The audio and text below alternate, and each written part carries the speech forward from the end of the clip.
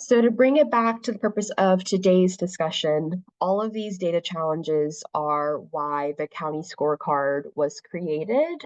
So again, the county scorecard is an interactive online tool that allows you to access data on well-being for youth in all of California's 58 counties. Children now has a whole child orientation. So data on children's well-being touches data on their education, their health, and of course, the outcomes of children in the child welfare system. Currently, we track 40 indicators in total, with 9 of those being foster youth specific. And we're always looking to build more capacity to add more data sets. So you all have my contact info through Whova. So if there's anything that you would like to see in the scorecard that's not currently there, please reach out and let us know. But when it's possible, aka when it's not suppressed, the scorecard reports data for every county broken down by race and ethnicity. And this allows for apples to apples comparisons so that counties can really see, how their neighbors are doing or how they're faring comparing to the state, and maybe what changes need to be made to bolster areas of weakness. So while the scorecard is not the end-all be-all solution for all the data challenges that I mentioned on the other slide, people that have used it really liked how it allowed them to see lots of data in one centralized place. And I just hope that it helps you better serve your community in one small way. So that's why I'm sharing it with you today.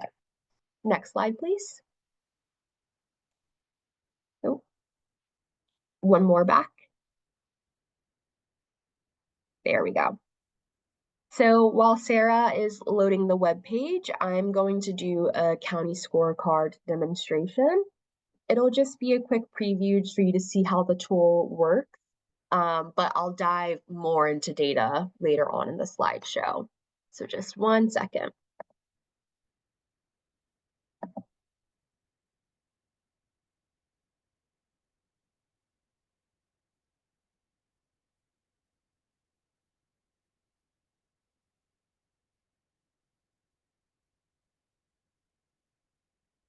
Yeah, I see Antonio Gutierrez said in the chat that they only reference internal data, and a larger data outlook is what caught their interest in this workshop.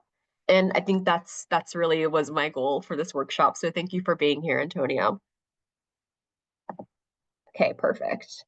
All right. So this is the county scorecard site.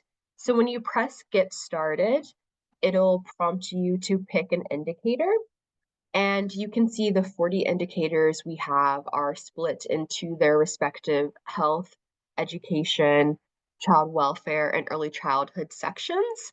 So let's just toggle through those sections there to just see how that looks. Perfect. Perfect. Thank you. Okay, let's go back to the child welfare section. And let's pick the second indicator, children in foster care who exit to permanency within 1 year. So when you first click on an indicator, it'll default to showing new statewide data for all races in the most recent year. So as you can see, 33% of children in foster care exited to permanency within 1 year in California in 2022. But if you want to see how a certain county is doing, you can take a glance at the gradient map in the center of the screen, or you can click on a specific county on the geographic tab at the top of the screen. Sarah, can you show the data for Alameda County? Perfect. Okay, so as we can see, 33% of children exited to permanency within 1 year in Alameda County. And this is, again, a county-wide figure. So the tool is still showing the county average for foster youth in this county. However, if you wanted to see what percent of Black foster youth, for example, exit to permanency within 1 year in Alameda County, you could click on the race and ethnic tab at the top of the screen. Beautiful. Okay. So as you can see, 25% of Black children in foster care exited permanency within 1 year in Alameda County in 2022. So then finally, again, the tool is showing you data for the most recent year, which is 2022.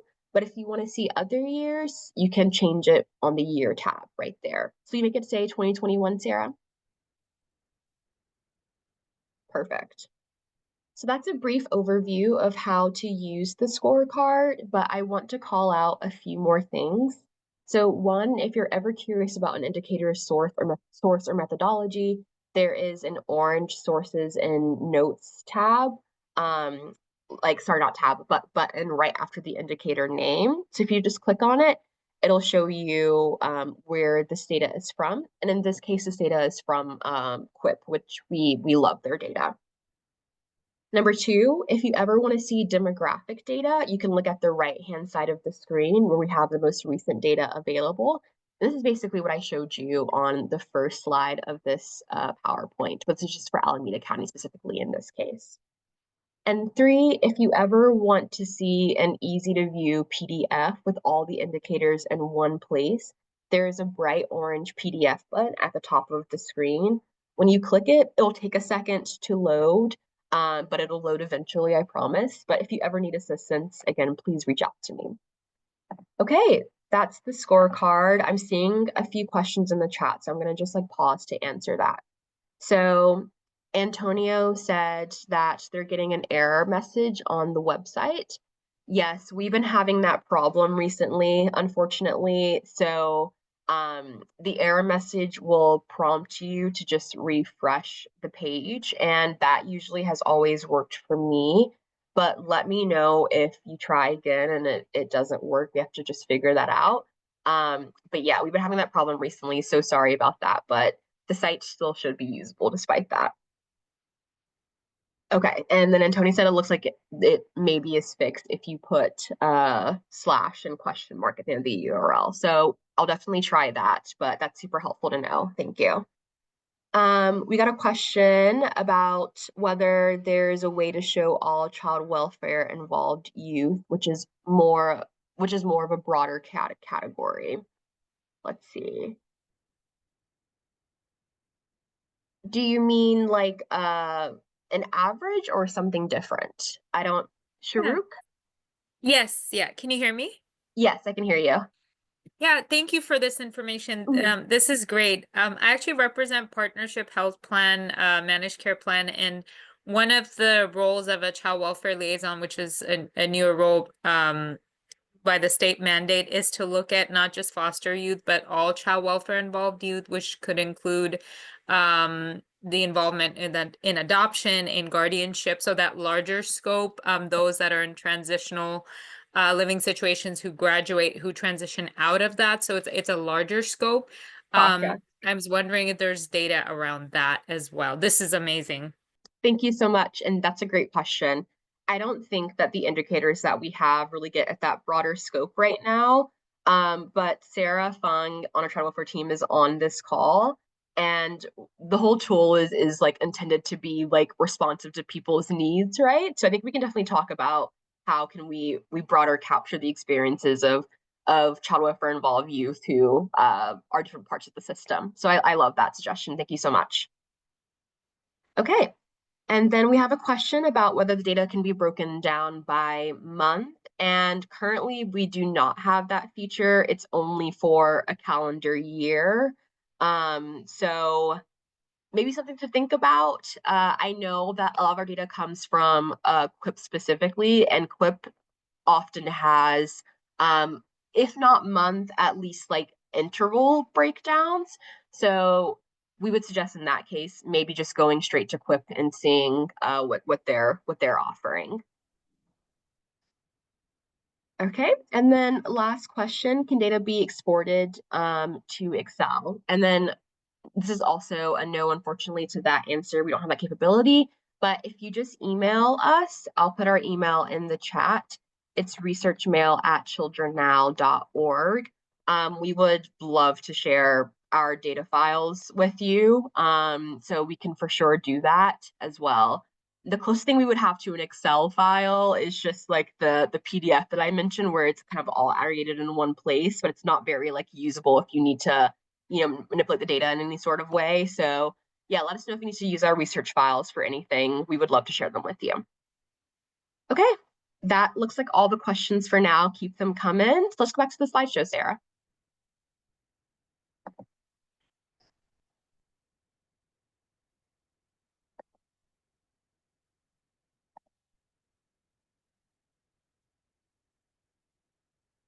Perfect. Okay, so now I'm going to show you data like from the scorecard, but in greater detail. That's like on foster youth. I think this data is really important because it highlights the importance of all of your prevention efforts. Because once children enter the foster care system, this data really shows the trajectory that many of them are likely to experience in the system. So next slide, please. So this chart is showing you the percentage of youth who had 1 or 2 placements after 24 months of care. So this is really getting at placement stability. So throughout the years, increasingly less children are bouncing around from placement to placement. So in 2014, only 50% of youth in foster care had 1 or 2 placements after 24 months in care, and that has shot to 60% in 2021. So at the state level, we have seen some policy changes that likely contribute to more stability for foster youth, like the Family Urgent Response System and the reworking of foster care rates. So we're glad to see this improvement, but more work obviously is still needed. So on the prevention side of things, I think this also speaks to why it's important to stabilize children's biological families and communities. If children's families are destabilized and they enter the foster care system as a result, many will experience even more instability by, bouncing from placement to placement, as we can see in this data. So this is, I think, a really important level setting data set to see. Next slide, please. So the goal of foster care, right, is always for children to leave the foster care system. So this indicator that we just saw a second ago when doing the scorecard site demonstration is really important. So as you can see, only 33% of children in foster care exit to permanency within 1 year in the state. In other words, the majority of children are going to have long-term involvement in the system. And I'm sure, as many of you might expect, we can see some racial disparities here. But regardless of the disparities, these numbers are pretty abysmal across the board for every child. So we need stronger family strengthening practices in our prevention efforts because, as we can see, once children enter the system, they're not returning to their families and communities all that quickly. Next slide, please. So this indicator is also super important because it really shows the experience of youth in the welfare system. So despite it being a legal mandate, only 72% of children in foster care had a timely medical exam in 2023. And these medical exams are important because they can, highlight health problems that can become even bigger health problems if left unaddressed. But I really like this data here because it really shows the importance of seeing data at the county level. So if you take a look, you see that MODOC is at 100%, right? So all children in their foster care system in 2023 received a telemedical exam. And Antonio, this is from QUIP.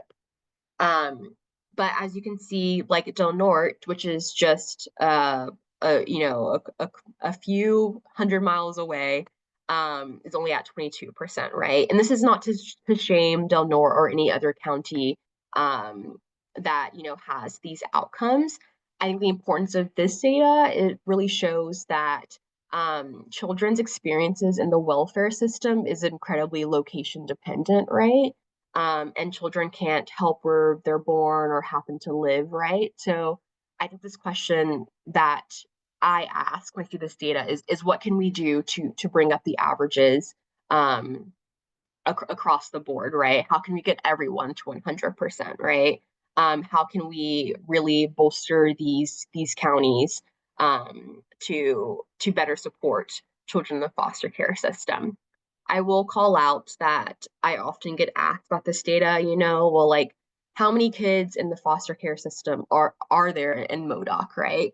And I would suspect, I don't have the number off of my head, but I probably is a pretty small number, right? So maybe getting 100% isn't like the biggest feat, but I think that how I interpret this data is less about the numbers of foster youth that these counties have to serve.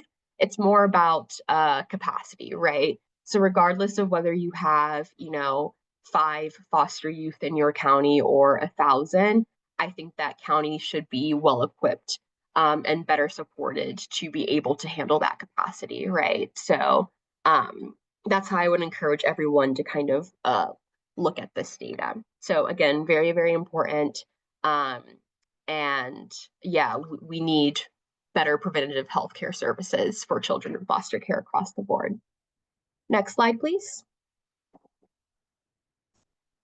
And, again, so this is kind of a related idea, right? So we know that children in foster care are at higher risk for certain health problems, and that includes mental health problems. Children in foster care experience lots of trauma, lots of hardship, and that takes a toll, not only physically, but mentally.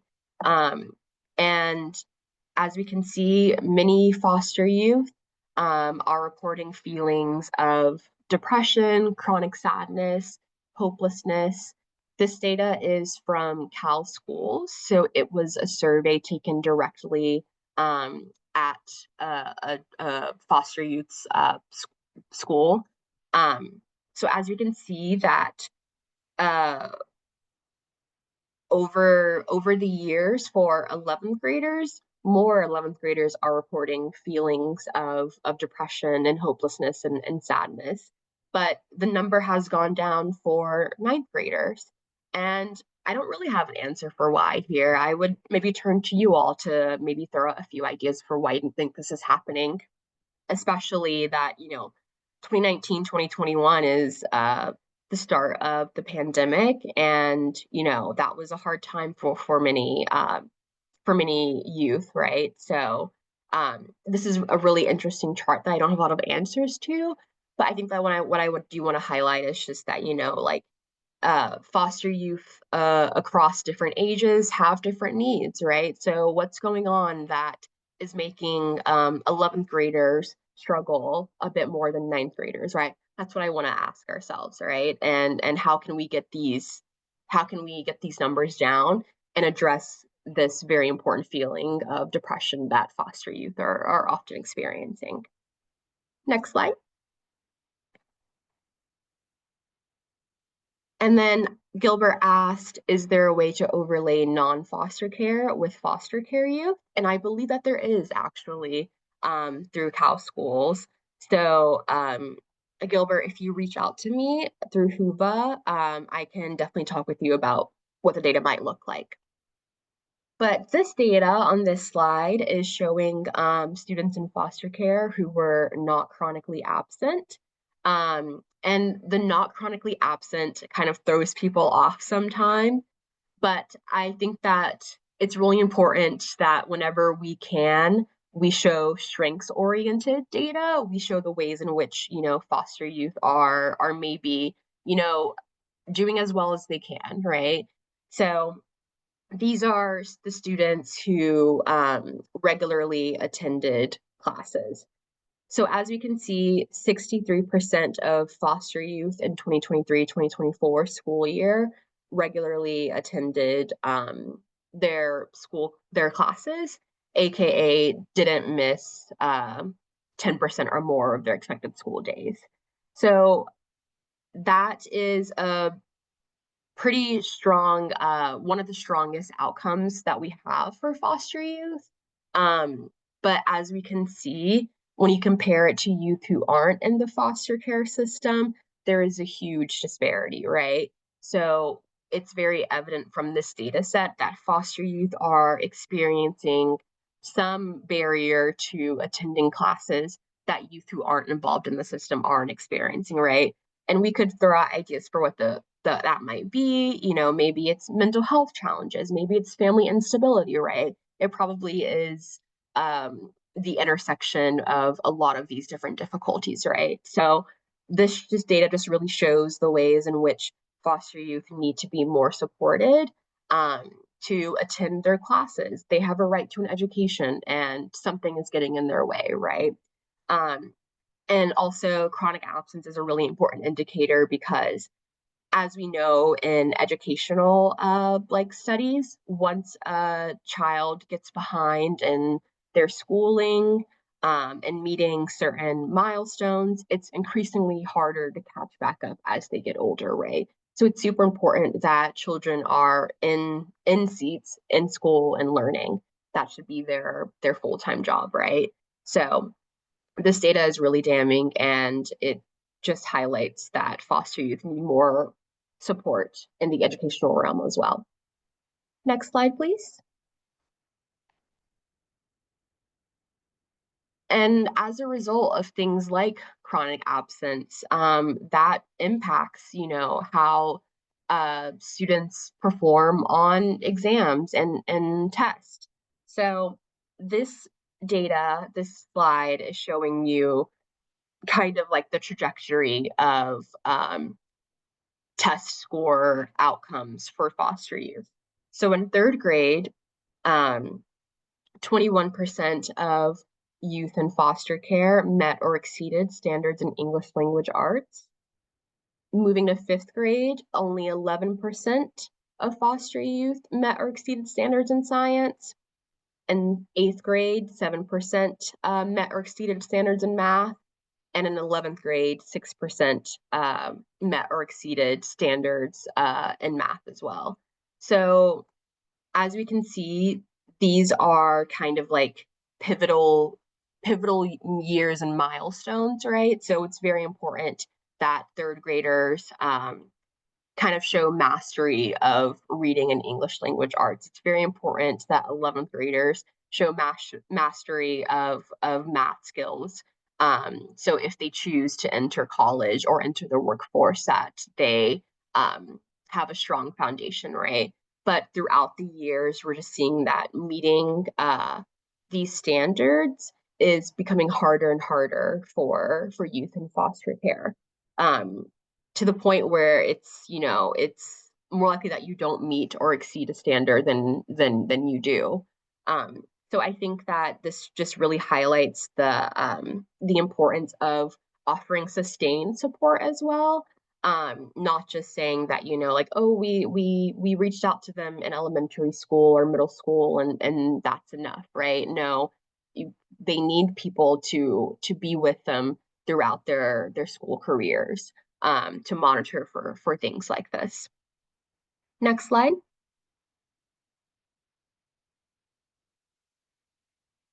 And then finally, this is data for foster youth who graduated high school on time. So 64% of foster youth graduated high school on time in 2024. That's compared to 87% of non-foster youth. This data is interesting because I think California as a whole really prides itself on its graduation rate. And obviously, like, I personally wanted this to be at 100% for, every student. But 87% for non-foster youth, I think is often hides the experience of those who are in foster care, right? So it really highlights the disparity here. Again, that there are barriers that foster youth are facing that prevent them from getting a high school diploma, which is, the first step in creating a stable life in adulthood, right? So I want to see this disparity not only closed, but just higher for every student group, right? And of course, as I mentioned earlier, the county scorecard is really good for seeing racial disparities when we have racial data. So we're seeing that like certain student groups, like Black foster youth, are struggling even more and need more support, right? So yeah, this is just a really, kind of quick snapshot to see what conditions these foster youth are existing in before they enter, adulthood. Next slide. So we kind of ran the gamut of a lot of the kind of like indicators for foster youth. I think QUIP offers quite a bit more than the scorecard, but even then, it's really there just isn't a lot of like robust data on foster youth in the state, I would say, and has lots of room for improvement. So I really strongly suggest that, whenever uh, we lack quantitative data, to always look for qualitative data to see, how foster youth are doing.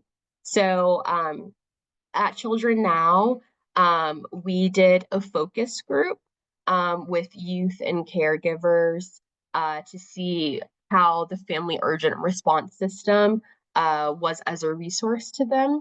And if you don't know, FERS is a 24/7 hotline that foster youth and their families can call at any point if they just need any assistance, whether that be something behavioral is going on or they need financial help. They can call FERS at any time, and be connected with someone who can help support them.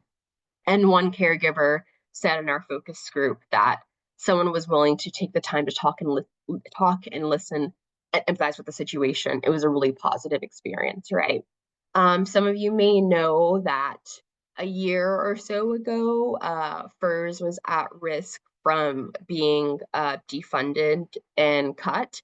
Um, and I think when we have data like in this focus groups and we see the importance of what it means to families to have a resource that stabilizes them, right? It was very easy. It was a no-brainer for us as an organization to partner with other organizations to really get the state to keep FERS and see it as a resource that is worthy of existing for foster youth. So yeah, whenever you don't have quantitative data, qualitative data is just as important, I would say. Next slide.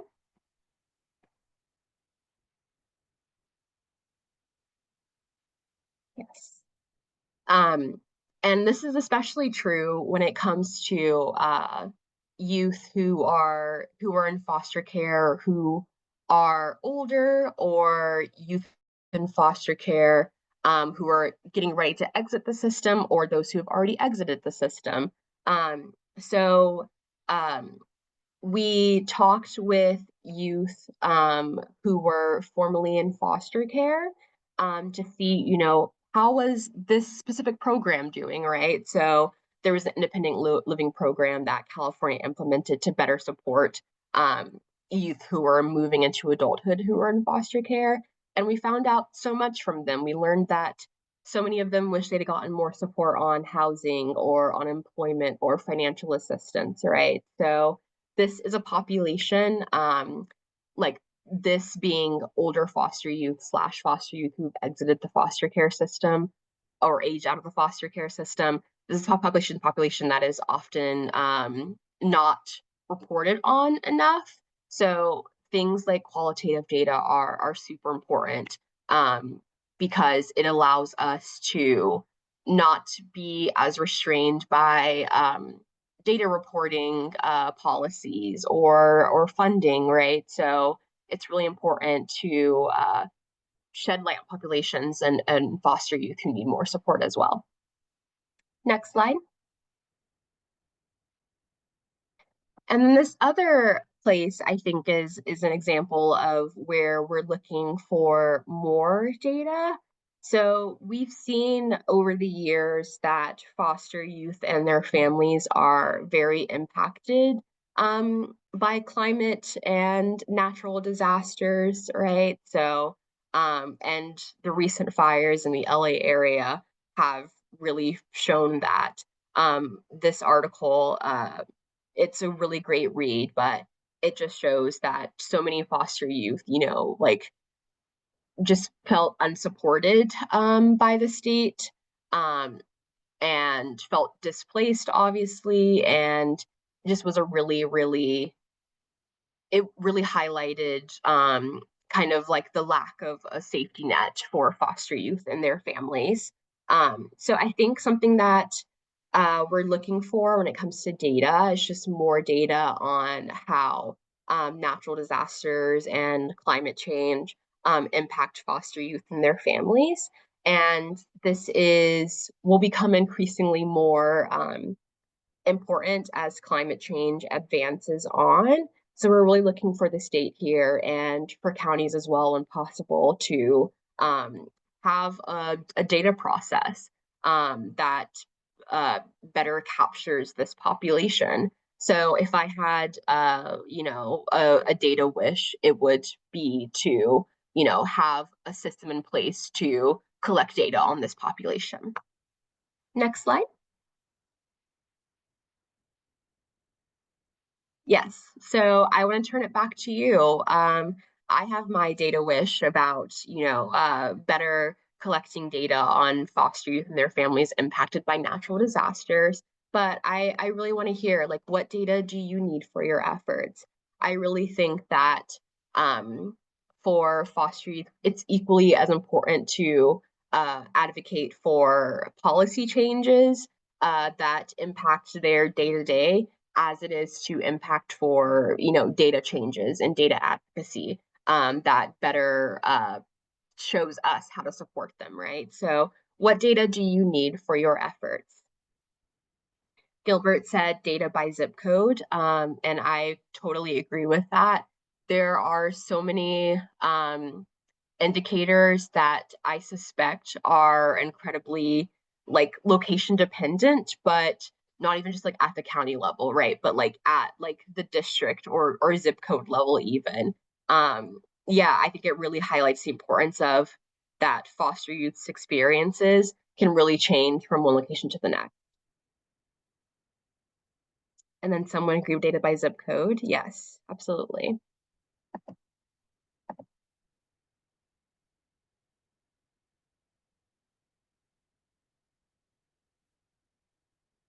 Virginia Taylor said data by election districts, local assembly, and state. Absolutely.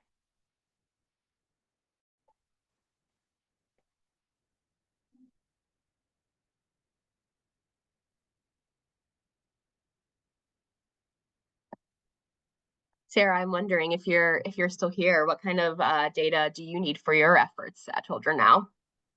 I would definitely lift up Virginia's comment around data by election districts, local assembly, and state.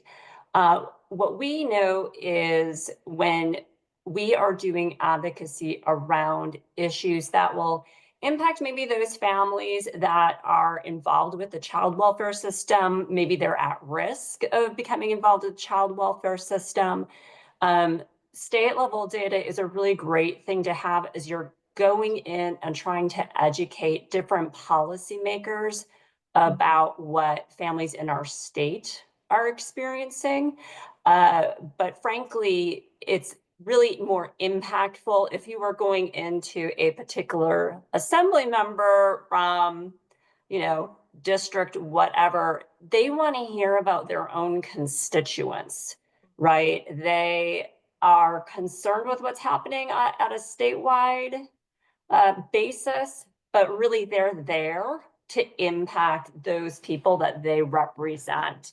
So I think Virginia has hit it on the head. Zip code data, I think also for provider organizations, community-based organizations that are trying to provide services. I do an awful lot of grant writing. So I imagine if you're a CBO and you are also looking for some grant dollars, a zip code level would be hugely impactful. And I think too, Sharuk touched on it earlier.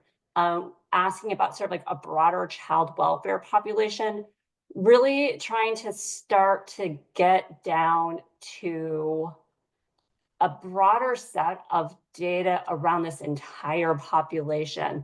There's data that's available in foster care. It's not you know, hugely widely available as we would like, but if you start to broaden out, there's even so much more that we would like to know.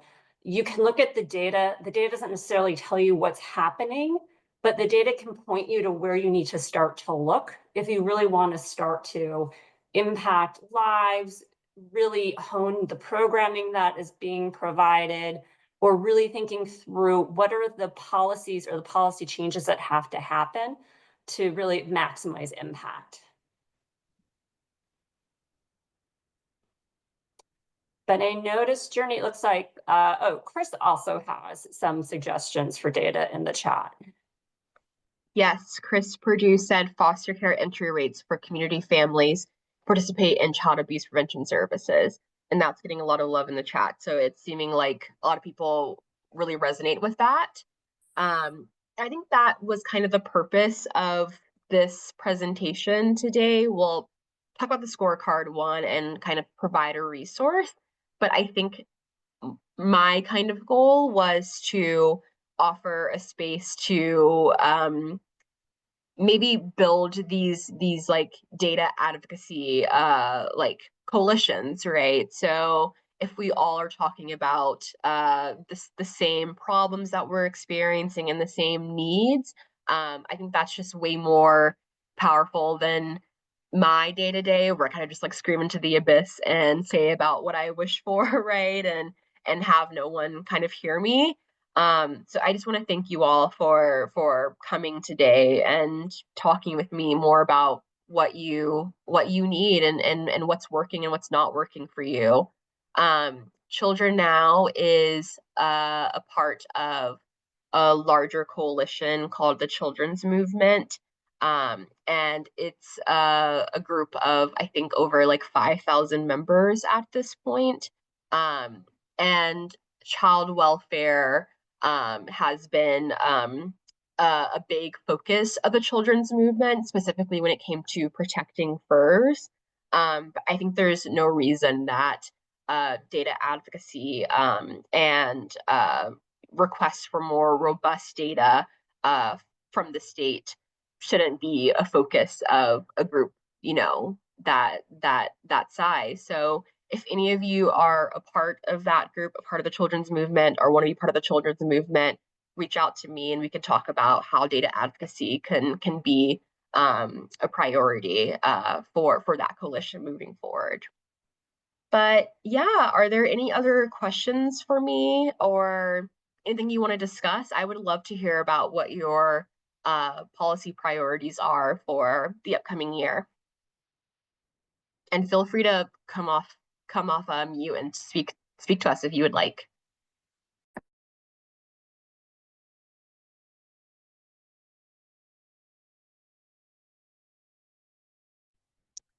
Hey, yeah, I have a question. So in the description, it talked about a little bit about how communities have used the scorecard and that data. We're rolling out here in Kern County a community profile map that has a few indicators that overlap with your scorecard. In fact, it was really we noticed like differences in what we found versus what you had, so that helped us deeper dive, which was really a great process.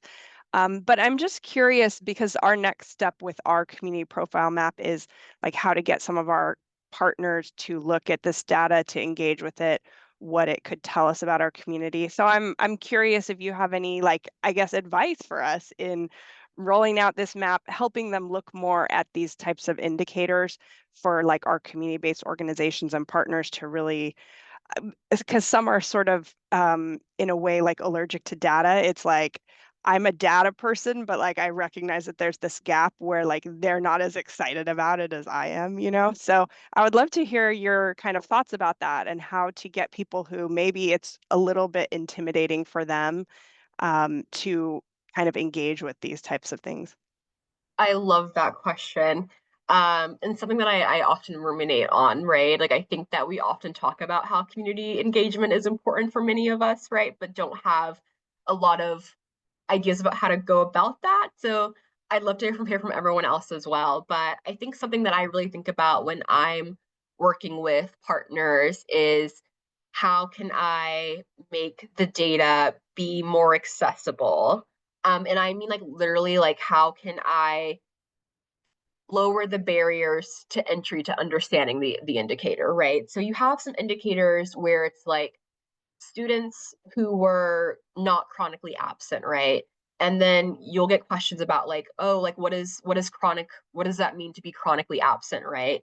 And I can give you like the literal definition from the CDE and say, oh, it's like missing 10% or more of expected school days or something like that, right? But I think we put a lot of intention into how we named these indicators, because if we use something as technical as like students who miss 10% or more of their expected school days, I think that's a bit less approachable, right?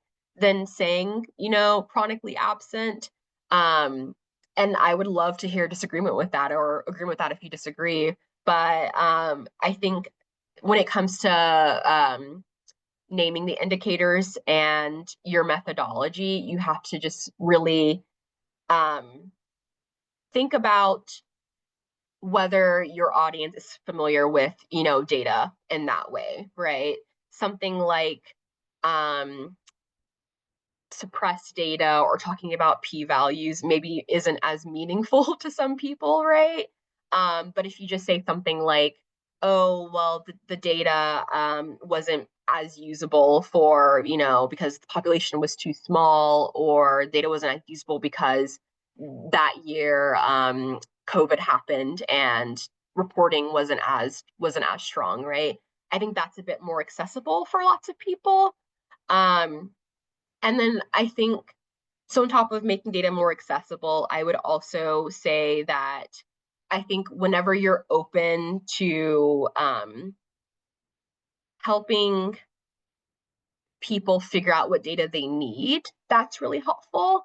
I think the scorecard, I try to position it as being responsive to partners' needs, right? So it's not really us telling you what are the most critical indicators that you should be concerned with. It's like, what indicators do you need to be tracking for your purposes, right? And how can we make that work, right? So Sarah from Child Welfare at Children Now, like, will often say like, oh, like we need something about, like what kind of placements are our children in foster care going into, right? Like, is it family like, or is it, like something that's like a bit more like procedural, like what does it look like, right? And we'll talk with Sarah and child welfare team and we'll say, okay, well, like, here's that we have available and here's how we can make it work for your needs, right? So I think whenever you open up that dialogue, it's more conducive to more uh, engagement with the idea of data. Thank you. I really appreciate your thoughts.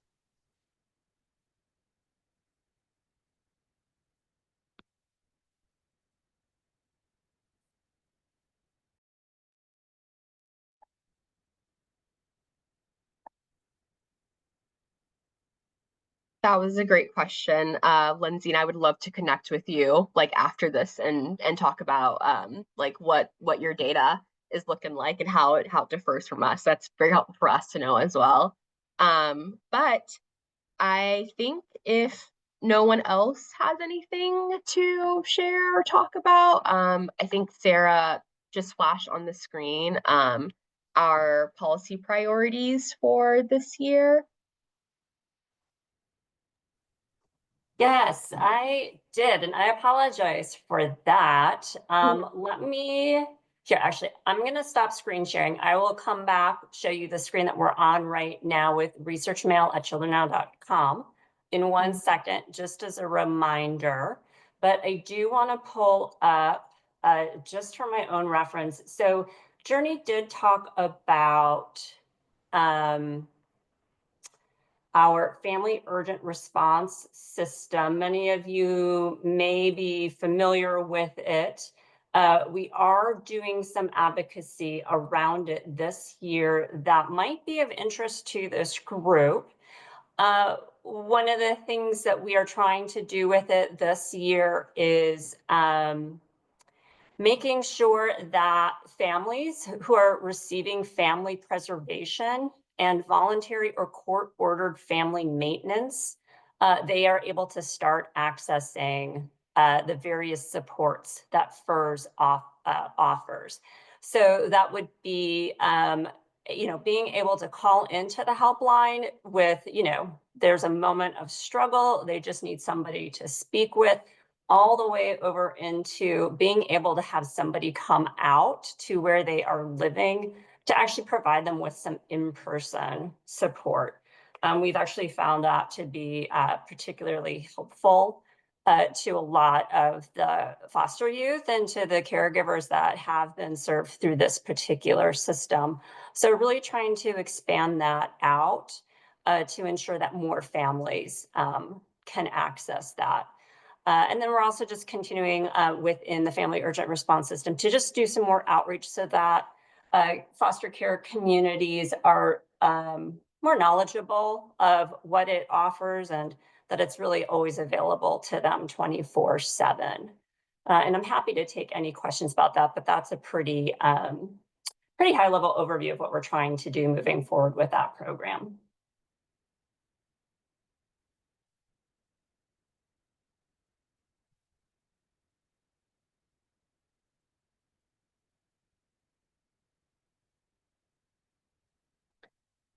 In the meantime, Jurnee, I'll go back and let me show the slide again, just about the research team.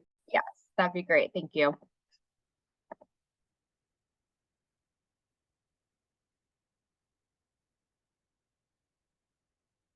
Yes. Okay.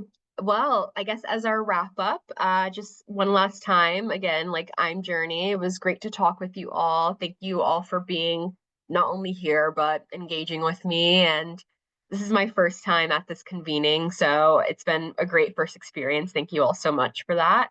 So yeah, I'm on the research team. It's made up of me and Kelly Hardy, who couldn't be here today, but is as smart and as knowledgeable as like anyone that I know. So if you have any questions about the data in the scorecard or anything about data advocacy, please reach out to us at researchmail@childrennow.org. That is our main email, and we are incredibly responsive there. But I'll also be monitoring Whova as well for the next couple of days. So reach out there if you have anything that you want to talk about. But yeah, I guess with that, I'll let you have some time back and release you all. So thank you so much for coming.